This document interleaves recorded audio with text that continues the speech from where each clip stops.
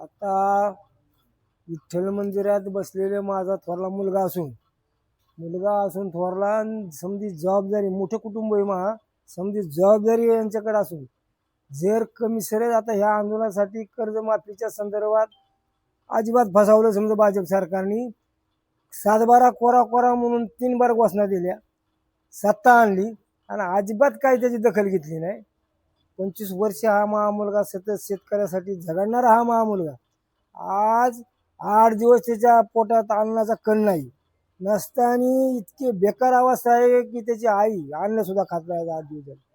आणि एवढं ही करून सुद्धा सरकार याची काही दक्षता घेणार नाही. तहसीलदार आला नाही का ह्याचा तालुक्याचा जबाबदारी आमदार ते सुद्धा डुकून बघितले नाही.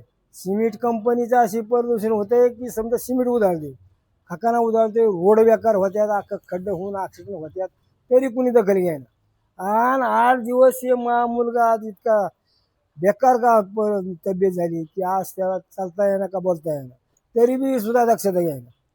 आणि जर काही कमी सरत झालं तर आम्ही आमचं एवढं मोठं कुटुंब असून कुटुंबाची एक जबाबदार युक्ती थोरला मुलगा असून जर कमी सरत झाली तर माझे कुटुंब उद्ध्वस्त होईल, तरी बी सरकारला जागे आहे.